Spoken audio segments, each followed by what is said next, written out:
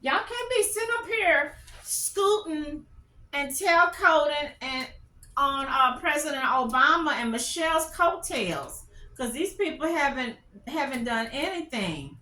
I watched this guy. I'm gonna put it on there. Bevelyn Beatty.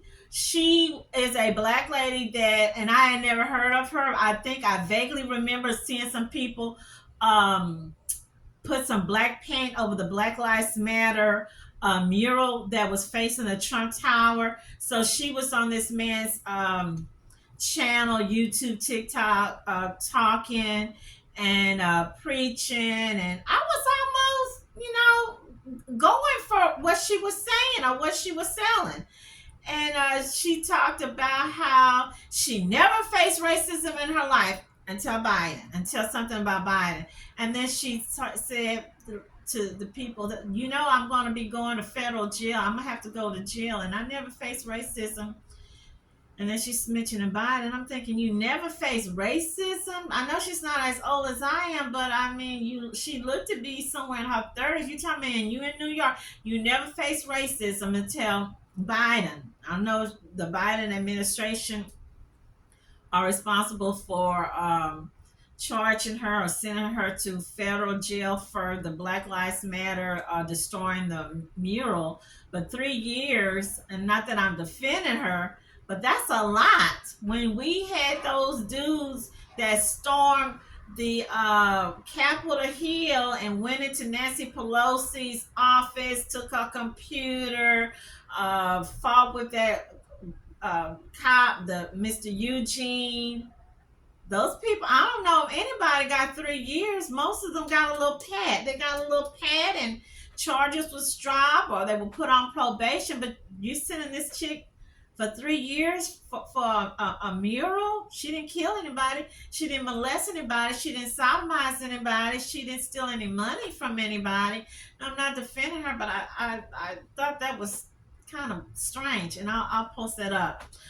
I saw a video from NBC, I guess NBC California. I was really pleased with it. I saw two. This man name is Derek Johnson, nice looking, attractive black man with his own business. He says he's been friends with Kamala since way back in the day. He's known her for 44 years, since they were teenagers, and that she is the woman for the job and she can handle it, she can do it. He has full confidence in her. I mean, just, seeing his interview, seeing the enthusiasm, the confidence in him, be like, yeah, give me the paper. I'm voting for Kamala, you guys. Then I saw her Reverend Amos, an older gentleman. He said she's been going to his church. He's her pastor for over 30 years. And then her husband, I don't know if her husband's going. He mentioned something about her husband. I know her husband's Jewish, so I don't know if they're going or are they still going to his church, because I've been noticing, I know it's off the topic, a lot of these women that's marrying these Jewish guys, they've been becoming transformers. No, I'm not transforming talking about the LGBTQ or ACDC people, but I mean they're like they transforming or converting over from their religion, whether they are Catholic, non-denomination, to being in Judaism synagogue. So I don't know if she's still, a Christian, or she's staying in his church so she can get, I'm keeping it real, to get votes, to get y'all votes, to get the AKA black female votes. An historic weekend, and I want to talk about Kamala Harris. She is the first female to take that office, vice president-elect, first female of color. I know I was talking to a number of women and young girls who are talking about, wow, this is the future, regardless of what your party colors are. This is the future. And she has, as you mentioned, you talked to graduates of Westmount High in Montreal. There is a huge Canadian connection that not everyone knows about. They're starting to learn about. And I spoke with her best friend from high school. Wow. It's incredible. Her name is Wanda. Wanda, I know you're watching this morning, so good morning to you, Wanda. And they share some really incredible memories of their relationship here. And she lived, they went to high school during the late 70s, early 80s, when political upheaval in Quebec at the time. Referendum. Absolutely. Yeah. And what you're going to see here, Dee, we know her as Kamala, right? And before everyone knew who she was, people were pronouncing her name different ways. So you're going to notice when I spoke with Wanda, right? She knows her as Kamala back in the day. So have a listen to this. And I want to say before we go to the story, there is a reason why people meet. Serendipitous. When we both found ourselves at a new high school, we're kind of magnet to each other. It was at Montreal's Westmount High where Wanda Kagan and Kamala Harris's friendship began. Kamala and her younger sister Maya were new to the city and to Canada, having moved from California for their mother's job as a highly respected researcher. We were both from biracial families. We were going into a school with a lot of diversity, many cultures, a lot of social, economical differences. And so we had to find a way to make ourselves fit in.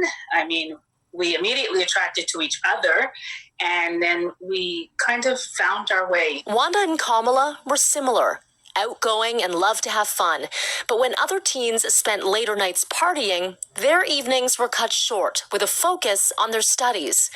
It didn't stop them from finding other outlets to express themselves, like starting a dance troupe together, even going against tradition for prom. Kamala and I, we went together.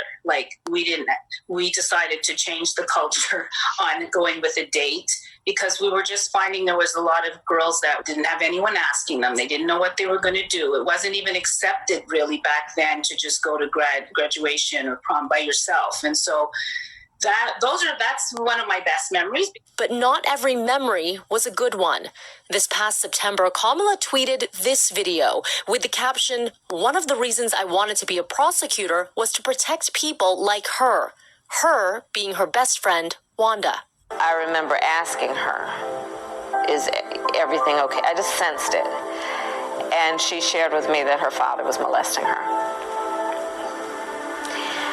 And so I said to her as soon as she told me, well, you have to come stay with us. To be able to have the support of Kamala, her sister, her mom, what did that mean for you? That meant a lot too, because I remember Kamala's mom always was like so cool, but I didn't think that she would have been quite as open to coming to the rescue for me like she did. I just remember thinking, this woman's amazing. Stability, love, encouragement, all things Wanda says Kamala and her family provided, steering her on a positive path that would change her life.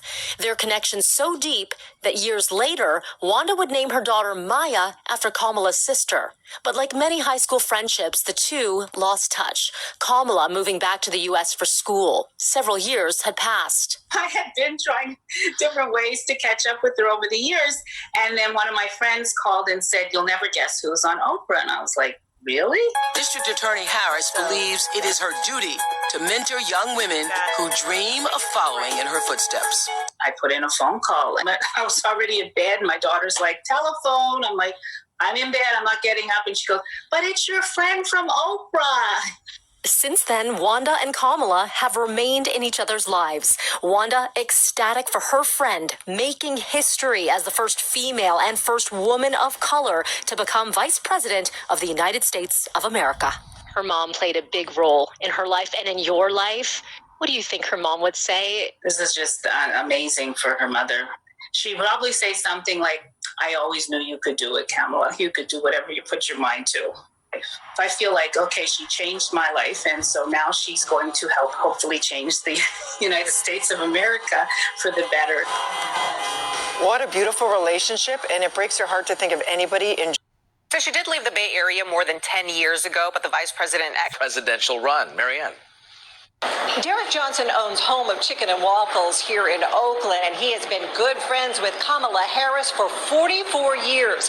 He says he believes she would make an excellent president. You may not recognize the vice president in this photo. Derek Johnson says he and Kamala Harris were just teens when they first met in the Bay Area for a fun day with a mutual friend. I had just gotten my car, and I got a little sports car, MGB, and at 16, all three of us or in my MGB, and we went to San Francisco jumping up and down the hills in my little car. I mean, we had a full day of fun. 44 years later, he says he's still close with the vice president. They even call each other cousins. There's some hot sauce right here for you. All right. Johnson owns Home of Chicken and Waffles in Oakland and has dedicated an entree to his longtime friend. We do have the Kamala special, which I run every October because that's her birthday month.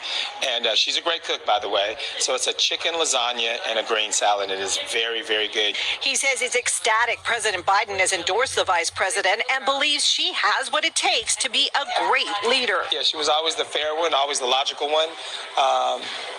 And just always fun and down to earth. And that really hasn't changed. That's the person that you see today. And Johnson says he has no doubt Harris is tough enough to take on former President Donald Trump. The gloves are off and she's going to knock him out, period. I'm not concerned at all. She is very, very tough. Harris was born in Oakland and lived in this home in Berkeley most of her childhood. But after President Biden withdrew from the presidential race yesterday and endorsed his VP, one of the first phone calls she made was to her pastor across the bay in San Francisco. To ask that we would pray for her and her husband and for this election. Reverend Amos Brown says he has known Harris for 3 decades. Oh, we often exchange words of wisdom. All we need to do is say to her is, we are with you, and keep your eyes on the prize, and don't let anything deter you from pursuing victory.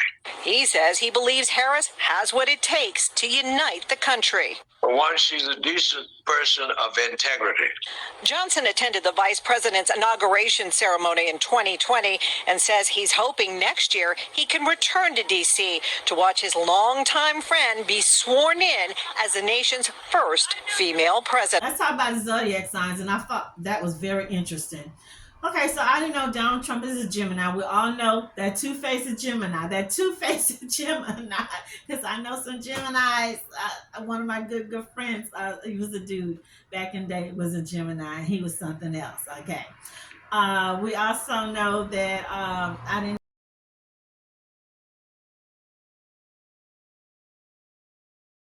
know she's a Libra. Most people that's in the police, detective, judicial, lawyers, paralegals, judges, they are under the sign of a Libra, scales of justice. So I was like, that pretty makes sense. So she was born for her job. She was born into it, okay? She was born into it. So that's a A+ right there. Abortions. I know if she's in office, she will make it where women can get the abortions. Because I know here in Texas, women were running all over the place because they found out they had a stillborn baby. They were told they had to carry a child and know something's wrong with it. They're carrying a dead child, or they have a health issue, or the child's got a health issue, and they had to go to all these different states to get an abortion. Remember when you had these people, Dr. Martin Luther King, one of his nieces, I cannot think of that lady's name, is it Ornita or Elvita or something, was saying that the most dangerous place for a black child to be in a black woman's womb because they getting all these abortions. Well, I didn't see any black women running out of the state, out of the country to go get abortions. I saw mainly white women were saying that they needed an abortion. I didn't see any black women, so I don't know what that was about. VP Picks. I love, and I remember this man because I saw it and will show the interview. To me, when I saw him, he still looks good. He's bright, he's sharp, he's strong. He's an oracle. Oracle. And who is that? Her ex-boyfriend, Mayor Willie Brown. They interviewed him, and I just love. I mean, if I didn't know and read all this other stuff that I read about her, and see these black guys talking about how she set them up, she put them on a high-tech lens. Probably the most unusual day we will have, and it was made that way simply because all the people, including The Bidens stretched it out for 3 weeks. And every day there was a question, is something happening that makes sense on this issue? And then suddenly on Sunday, midday, it's all gone. Now you have to do a real story. Is it historic? It is historic. Of course it is. And everybody wants desperately to be a part of it. And it will be even more historic when it turns out to, in fact, been Biden offering the torch to his designated successor, Kamala Harris. Should Kamala Harris be in charge of the ticket now? Kamala Harris will be in charge of the ticket. She is probably the one person that can beat Trump. And the goal of Democrats, in spite of their antics in the last 3 weeks, have been to beat Trump. Where do we go now? I mean, Nancy Pelosi has come out and she, has been kind of behind the scenes in the past couple weeks, kind of making noise about it should be an open process. We've got weeks before the DNC. What do you see happening? Well, I don't know when it's ever been a real opening process. I think the public knows that if there is a convention, the people who are in attendance at the convention in Chicago actually are the people who are doing and making the choices. And that's not an open process. It's obviously open if you can afford to attend in Chicago in mid-August. But if you are on the streets in San Francisco and you are a working person, a waiter or a dishwasher or a bus driver or even an Uber driver, it's not an open process because your voice is not being heard. So what does Kamala have to do now from your viewpoint? Kamala has to show to Democrats that she can beat Trump. The goal is to beat Trump. The goal is not to get the nomination or anything of that nature. The goal is to win the election for Democrats and keep Trump out. That's what she has to prove. What's going on behind the scenes as far as her possible vice presidential? Our vice presidential nominee could, in fact, be decisive. I am pushing like hell that the governor of Michigan gets the nod. So it'll be an all-women's ticket. There's never, ever been an all-women's ticket in America for the highest office. It would be the most fascinating challenge ever, particularly since the Republicans chose Trump as their person, and he is the most anti-female person holding public office or attempting to hold public office. It is still a sexist world, though. What about Shapiro? What about Mark Kelly? What about someone along those lines? I think you really do, if you want to win and you want to beat Trump, you've got to become the lead in all the news stories from now till November 5th. Ordinary old white guys, good old white guys, young white guys will not get that kind of attention. 2 women will. And maids, you cannot believe how impressive that would be. What about as far as the fact that Kamala came from California? A lot of people in this country don't like California. Put it down. What do you think? Could that be a negative for her? If you ever got around to that subject in your conversation, but the fact that it'll be 2 women, just maybe, you won't get around to that conversation. You won't link her to California, as you do in many cases. But when you already have the governor of California saying, I'm for you, when you have Bill Clinton and Hillary Clinton saying, I'm for you, when you clearly have Joe Biden leading that charge, and when you're going to have women from all over this country, if not the world, commenting one way or another, no other combination of people could attract that much attention. What as far as Kamala now on the campaign trail? You are mentioning that she really has to come and hit it hard, making sure that everyone knows where she stands, what she can do for the ticket. She's got to be available, as she has been in the past. All of the campaigns in which she has been the candidate, she has always outworked her opponents. Whether it was the district attorney of San Francisco, the attorney general of the state of California, or the U.S. Senate from California, all those things represent a testing ground. She has passed the test.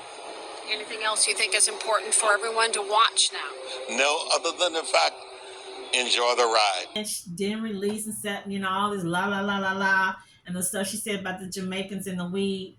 Just seeing and watching the interview that they did with Mr. Willie Brown, I'm going to say the Oracle, will make me run out and vote. He did a beautiful job in showing how he have a good, strong relationship with her, even though they broke up many years ago, that he is still her number one male cheerleader. I like when he said, and I thought about that, we're on the same team. Well, we're not really on the same team because she hasn't won me quite over, okay? She hasn't won me quite over. When he said she needs a woman VP. That's what I was saying all along. That's what I've been saying. She needs that woman down there in Michigan, the one that those militiamen was trying to kidnap a couple months ago. She needs a woman VP. Didn't I tell y'all that when I did my last true crime story? That when we get more women in office, in high positions, as presidents, as ambassadors, as judges, as lawyers, as over big Fortune 500 companies, we can get the things rolling. We can get all these rape kits cleared. We can get criminals and thugs and predators and child rapists off the streets. We can solve crimes. We can find these missing women. We can do anything and everything, but we need more women in higher positions. He was saying, he said the dude from Kentucky, Brasher, don't get me. I thought about him as the second pick, and I like the article. Mr. Willie Brown said, Mayor Willie Brown, we've had men VPs, we had white male VPs, we had old white male, we had young white males, we had Dan Quayle or Randy Quayle or whatever the heck his name was. You had the Bush. You had the Gore man. You had Mike Pence. I can't think of the other people, but y'all know who I'm talking about. We haven't had a woman VP. That would change everything. That would change the whole dynamics, the whole element things. They will be in the news. Everybody, everywhere will be talking about these two awesome women. Okay, I'm fixing to be messy because that's what I do. I play the devil advocate. That's what I do, you guys. At the end of the day, what are we voting for, or what are you not voting for, or what you think that you voted for? Basically, one of my nieces said, well, did you see the interview that Donald Trump did? And he basically told these people that either you're going to pick the white guy over here or you're going to pick the black woman over there.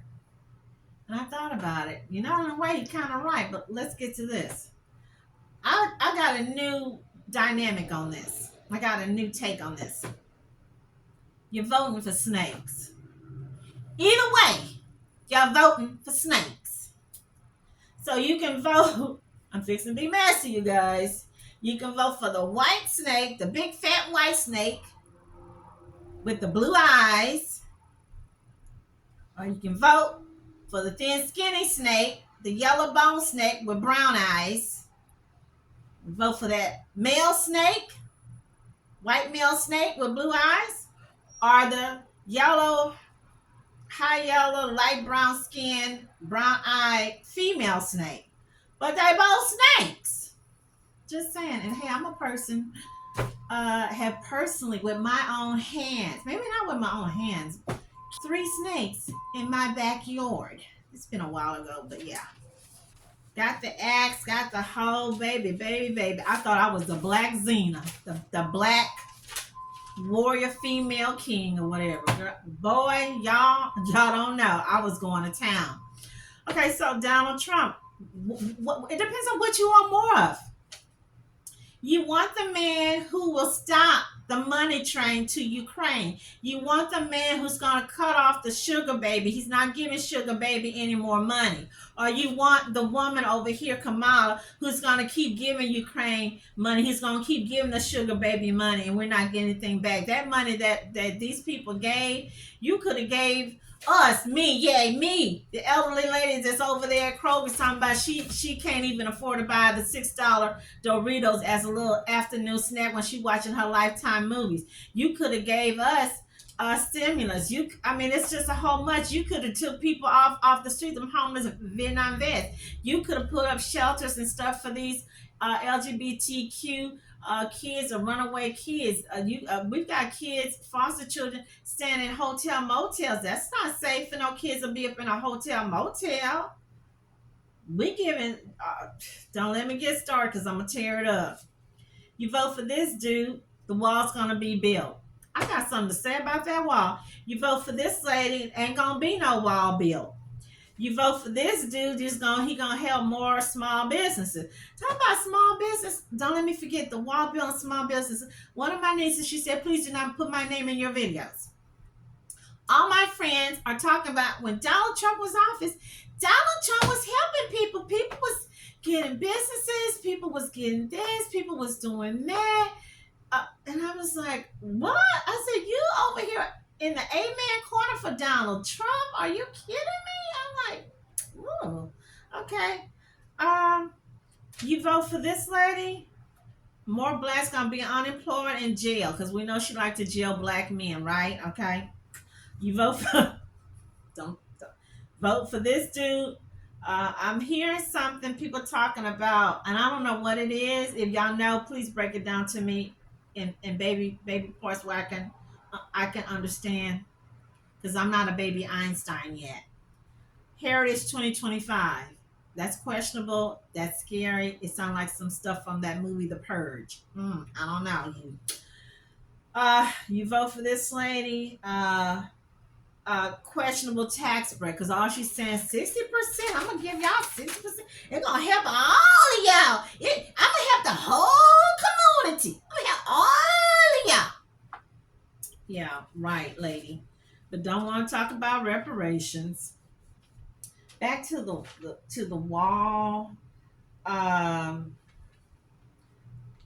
Wasn't that Steve Bannon man raising money to build a wall? Wasn't that what he was supposed to do?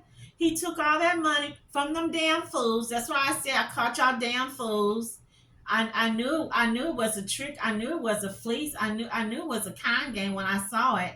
And y'all notice all them people that was connected to Donald Trump. What happened to them? What happened to? I don't know. I don't know if let me put some respect on that name. Barack Hussein Obama, Granny put that juju voodoo Kenyan stuff on them people. Did y'all notice? All the people died? All the people got killed mysteriously? They were saying that, oh, the Clintons, people be dropping dead. The Clintons be killing people. They got folks out here. Not like it was with the Obamas. People was dropping.